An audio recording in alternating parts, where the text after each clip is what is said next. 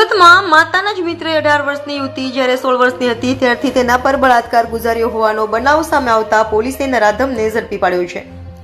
અડાજણ વિસ્તારમાં 18 વર્ષની યુવતી ઉપર દુષ્કર્મ આચરાયું હતું। યુવતી જ્યારે 16 વર્ષની હતી તે સમયથી સતત 2 વર્ષ સુધી નરાધમે દુષ્કર્મ કર્યું હતું। નરાધમ આરોપી કેતન પરમાર કિડ્સ નર્સરી ચલાવે છે અને આરોપી અને ભોગ બનનાર યુવતીના ઘરે અવારનવાર આવતો હતો, જેથી પરિવારમાં દીકરી એકલી હતી ત્યારે એકલતાનો ફાયદો ઉઠાવવાનું એક માધ્યમ બની ગયું હતું। જ્યારે પીડિતા ઘરમાં એકલી હોય ત્યારે અવારનવાર તેના ઘરમાં આવી જતો હતો અને આરોપી કેતન પરમાર પીડિતાને બળજબરીપૂર્વક દારૂ પીવડાવી શારીરિક સંબંધ બાંધવા માટે પ્રયાસ કર્યો હતો। જો પીડિતા તેનો વિરોધ નોંધાવતા આરોપીએ બેલ્ટ વડે તેને માર મારી બળાત્કાર ગુજારતો હતો। આ રીતે આરોપીએ સતત 2 વર્ષ સુધી ભોગ બનનાર સાથે દુષ્કર્મ આચર્યું હતું। અંતે ભોગ બનનાર યુવતીએ સમગ્ર ઘટના માતાને કહેતા સમગ્ર મામલો અડાજણ પોલીસ સ્ટેશને પહોંચ્યો હતો, જ્યાં પોલીસે ઘટનાની ગંભીરતા જોતા તાત્કાલિક ફરિયાદ નોંધી આરોપી કેતન પરમારની ધરપકડ કરી આગળની કાર્યવાહી કરી છે। અડાજણ પોલીસ સ્ટેશનમાં એક 374 અને પોસ્કોની કલમ સાથેનો ગુનો દાખલ થયો છે। આમાં ભોગ બનનાર બેન છે એને એના ફાધર એક્સપાયર થઈ ગયા છે, એને મમ્મી અને એને સાવકા પપ્પા હાથે રહેતી હતી।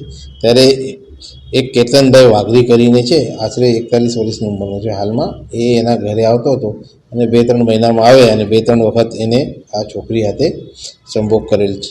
એટલે આવું 6-7 મહિના પહેલાંથી આ ચાલતું હતું।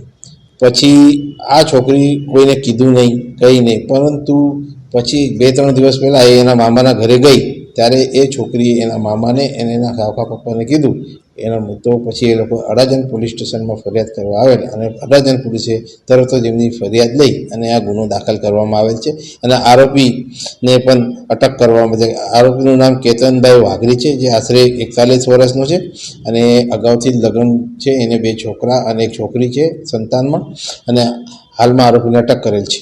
આરોપી શું કરે છે અને કઈ રીતે? એ આરોપી એજ્યુકેશન પ્રી પ્રાઇમરી એજ્યુકેશનની સ્કૂલ ચલાવે છે અને કંઈ ટ્રસ્ટ પણ ચલાવે છે। કઈ રીતે સમગ્ર મામલો ચાલે? સમગ્ર મામલો આ છોકરી એના મામાના ઘરે ગયેલી ત્યારે એ છોકરીએ એના મામાને આ વાત કરેલી। પછી એ લોકોએ નિર્ણય લઈને અડાજણ પોલીસ સ્ટેશનમાં આવેલ અને એ લોકોએ ફરિયાદ આપેલ છે અને ગુનો દાખલ કરવામાં આવેલ છે।